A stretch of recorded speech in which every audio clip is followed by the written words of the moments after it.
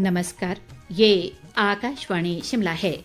अब आप प्रभा शर्मा से प्रादेशिक समाचार सुनिए। आज के मुख्य समाचार। मुख्य निर्वाचन अधिकारी मनीष गर्ग ने नए मतदाताओं के नामांकन की अद्यतन प्रक्रिया में तेजी लाने के दिए निर्देश। लोकसभा चुनाव व विधानसभा उपचुनाव में कांग्रेस व भाजपा ने किए अपनी अपनी जीत के दावे, आरोप प्रत्यारोप का दौर जारी। समग्र शिक्षा अभियान के कार्यान्वयन में प्रदेश ने हासिल की उपलब्धि, पिछले वर्ष मिली 100% राशि की गई खर्च। और पुलिस विभाग के प्रयासों से राज्य में सड़क दुर्घटनाओं व इससे होने वाली मृत्यु दर में आई उल्लेखनीय कमी। अब समाचार विस्तार से। मुख्य निर्वाचन अधिकारी मनीष गर्ग ने जिला निर्वाचन अधिकारियों को नए मतदाताओं के नामांकन की अद्यतन प्रक्रिया में तेजी लाने और इस कार्य को तय समय में पूरा करने के निर्देश दिए हैं। उन्होंने आज जिला निर्वाचन अधिकारियों के साथ आयोजित बैठक के दौरान मतदाता पहचान पत्रों का समयबद्ध वितरण करने पर भी बल दिया। उन्होंने बताया कि 10 मई 2023 के बाद अब तक कुल 1,81,509 मतदाता पंजीकृत हुए हैं। मुख्य निर्वाचन अधिकारी ने जिला निर्वाचन अधिकारियों को चुनाव आयोग के निर्देशानुसार वेब कास्टिंग के लिए मतदान केंद्रों को चिन्हित करने को भी कहा है। मनीष गर्ग ने बताया कि लोकसभा चुनाव के दौरान प्रत्येक विधानसभा क्षेत्र में करीब 4 आदर्श मतदान केंद्र स्थापित किए जाएंगे। प्रदेश भाजपा अध्यक्ष राजीव बिंदल ने राज्य में पिछले कुछ वर्षों में हुए विकास को प्रधानमंत्री नरेंद्र मोदी के नेतृत्व वाली केंद्र सरकार की देन बताया है। शिमला स्थित भाजपा मुख्यालय में एक कार्यक्रम में उन्होंने कहा कि केंद्र सरकार के प्रयासों से अटल टनल रोहतांग का निर्माण पूरा हुआ है और इसके अलावा करीब 42,000 करोड़ रुपए की अन्य सड़क परियोजनाओं का कार्य जारी है। राजीव बिंदल ने आरोप लगाया कि प्रदेश कांग्रेस सरकार जनता की उम्मीदों पर खरा उतरने में नाकाम रही है और कांग्रेस ने प्रदेश की आम जनता को ठगा है। उन्होंने कहा कि कांग्रेस सरकार आपदा के दौरान भी नाकाम रही और कांग्रेस ने केवल भाजपा को कोसने का ही काम किया है। विपक्ष के नेता व पूर्व मुख्यमंत्री जयराम ठाकुर ने कहा है कि यदि लोकसभा चुनाव के साथ 9 विधानसभा क्षेत्रों में उपचुनाव होते हैं तो निश्चित तौर पर केंद्र के साथ साथ प्रदेश में भी भाजपा सरकार बनेगी। धर्मशाला के नरवाणा में आज परिचय बैठक के दौरान उन्होंने कहा कि प्रदेश में भाजपा की सरकार बनने पर धर्मशाला से पार्टी प्रत्याशी सुधीर शर्मा को पूरा मान सम्मान दिया जाएगा। शिमला संसदीय क्षेत्र के कांग्रेस चुनाव प्रभारी व शिक्षा मंत्री रोहित ठाकुर ने कहा है कि पार्टी प्रदेश की सभी 4 लोकसभा सीटों पर जीत दर्ज करेगी।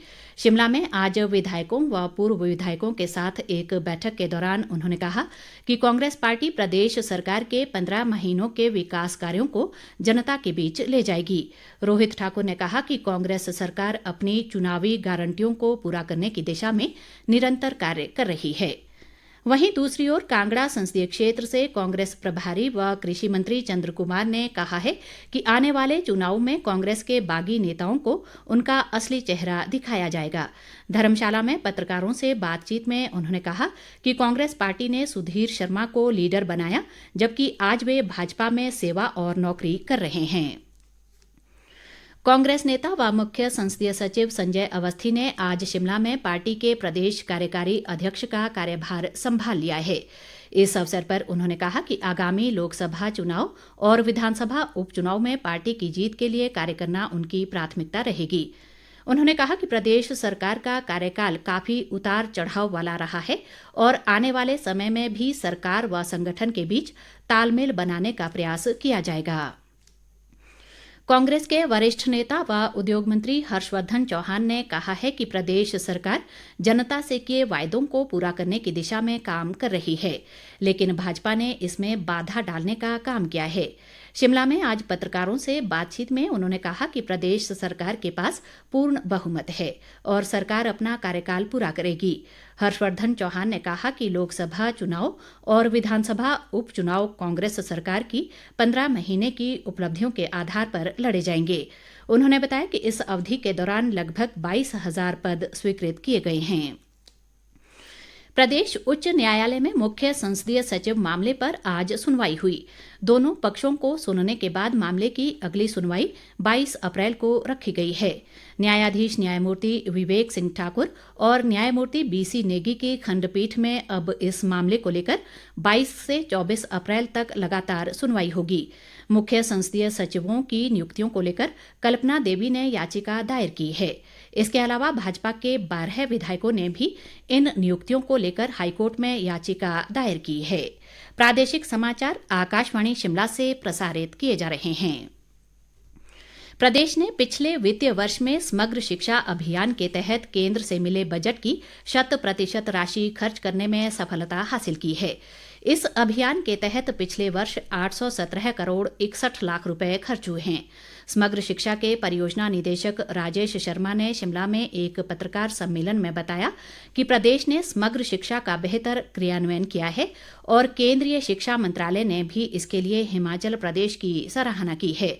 उन्होंने कहा कि इसी उपलब्धि के बाद केंद्र सरकार ने इस वर्ष प्रदेश को समग्र शिक्षा के लिए 966 करोड़ रुपए का फंड जारी किया है। उन्होंने कहा कि समग्र शिक्षा ने प्रारंभिक और उच्च शिक्षा निदेशालय के साथ मिलकर काम किया है और आईसीटी, स्मार्ट क्लासरूम और अन्य आधारभूत सुविधाएं उपलब्ध करवाने के कार्यों में पूरी पारदर्शिता बरती गई है। राज्यसभा सांसद सिकंदर कुमार ने कहा है कि प्रधानमंत्री नरेंद्र मोदी के नेतृत्व में देश आगे बढ़ रहा है और समाज कल्याण ही केंद्र सरकार का लक्ष्य है। वे आज हमीरपुर जिले की ग्राम पंचायत जंगल रोपा के हार गांव में गुरु रविदास जयंती के उपलक्ष्य में आयोजित कार्यक्रम में बोल रहे थे।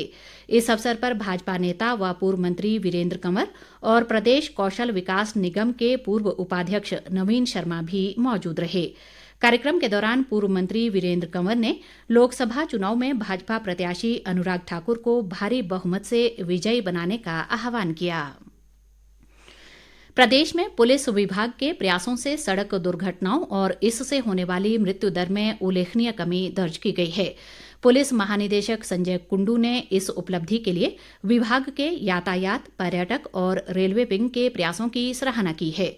उन्होंने कहा कि इस वर्ष 1 जनवरी से 31 मार्च की अवधि के दौरान पिछले वर्ष की इसी अवधि के मुकाबले दुर्घटनाओं में 14%, मृत्यु दर में 27% और दुर्घटनाओं में चोटिल होने के मामलों में 18% की कमी आई है।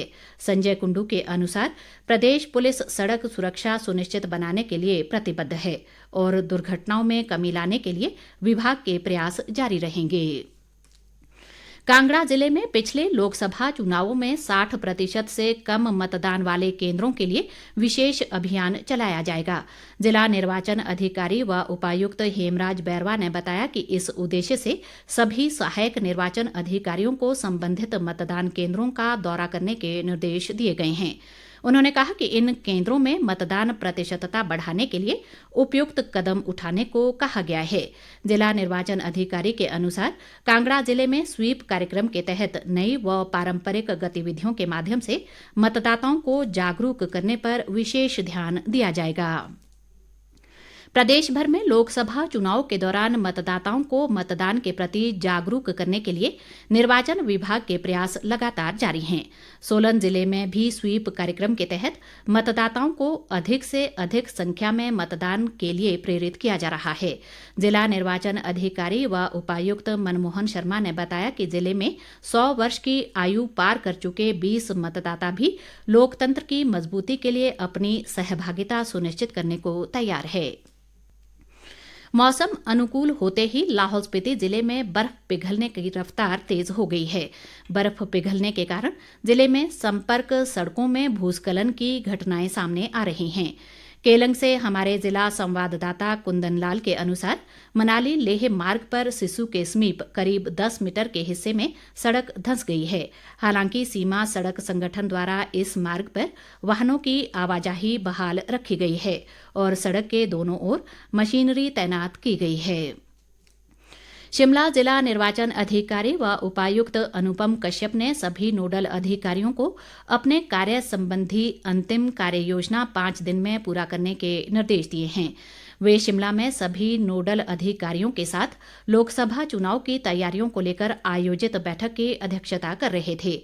इस दौरान अतिरिक्त उपायुक्त अभिषेक वर्मा ने बताया कि चुनाव की घोषणा से लेकर अब तक आदर्श आचार संहिता से जुड़ी 14 शिकायतें मिली हैं, जिनमें से 11 का निपटारा कर लिया गया है। लोकसभा चुनाव को देखते हुए ऊना जिले में 516 मतदान केंद्र बनाए गए हैं। जिला निर्वाचन अधिकारी व उपायुक्त जतिन लाल ने बताया कि इनमें से 25 मतदान केंद्र महिला कर्मियों द्वारा संचालित किए जाएंगे। उन्होंने कहा कि जिले में 4,28,589 मतदाता पंजीकृत हैं और फिलहाल 4 मई तक मतदाता पंजीकरण का कार्य जारी रहेगा। उन्होंने बताया कि मतदान केंद्रों में मतदाताओं के लिए सभी जरूरी सुविधाओं का प्रबंध किया गया है। अंत में मुख्य समाचार एक बार फिर। मुख्य निर्वाचन अधिकारी मनीष गर्ग ने नए मतदाताओं के नामांकन की अद्यतन प्रक्रिया में तेजी लाने के दिए निर्देश। लोकसभा चुनाव व विधानसभा उपचुनाव में कांग्रेस व भाजपा ने किए अपनी अपनी जीत के दावे, आरोप प्रत्यारोप का दौर जारी। समग्र शिक्षा अभियान के कार्यान्वयन में प्रदेश ने हासिल की उपलब्धि, पिछले वर्ष मिली 100% राशि की गई खर्च। और पुलिस विभाग के प्रयासों से राज्य में सड़क दुर्घटनाओं व इससे होने वाली मृत्यु दर में आई उल्लेखनीय कमी। इसी के साथ ये समाचार बुलेटिन समाप्त हुआ। नमस्कार।